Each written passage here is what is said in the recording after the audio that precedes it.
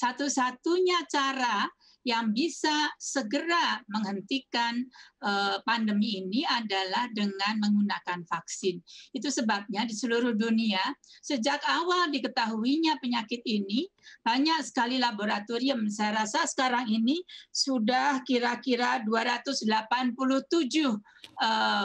institusi yang mengembangkan vaksin ini ya, yang terus-menerus mencari vaksin-vaksin baru, meskipun vaksin yang sudah ada itu sudah bisa dipakai oleh sebagian besar penduduk dunia saat ini, meskipun tadi disampaikan aksesnya belum cukup merata. Namun demikian, vaksin adalah satu-satunya mekanisme yang dengan cepat dapat menurunkan insidensi atau menurunkan kejadian pandemi ini, dan juga vaksin bisa menurunkan infektivitas sekaligus juga mengurangi risiko-risiko kematian maupun risiko sakit berat pada mereka yang tertular oleh virus ini. Jadi vaksin memegang posisi kunci.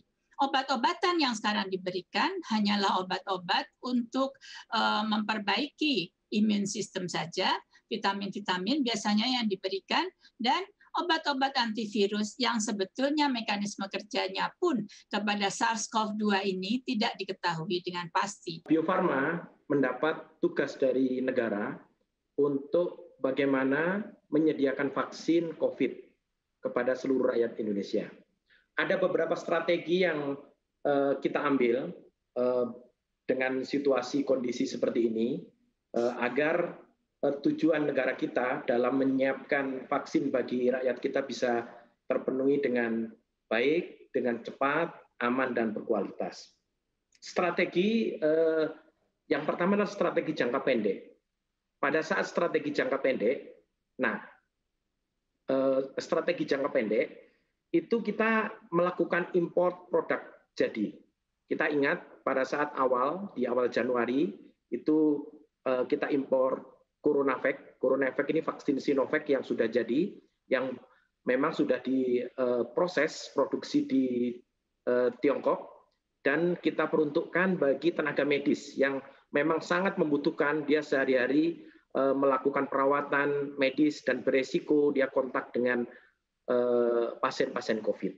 Indonesia kita termasuk negara yang beruntung, Mas, dalam arti pemerintah kita berhasil mensecure gitu ya, mengadakan vaksin sejak dini, kemudian kita mulai juga dengan gebyar yang cukup besar, didukung oleh presiden kita yang terus monitoring pelaksanaan vaksinasi dan juga Bapak Menteri Kesehatan begitu. Dan kalau dibandingkan dengan negara-negara lain dan misalnya negara-negara dalam SIARO, Indonesia termasuk di urutan kedua negara yang penduduknya terbanyak sudah mendapatkan vaksinasi COVID-19, begitu ya. Untuk negara yang belum bisa memproduksi vaksin sendiri, negara kita sudah cukup advance nih dalam melaksanakan vaksinasi COVID-nya.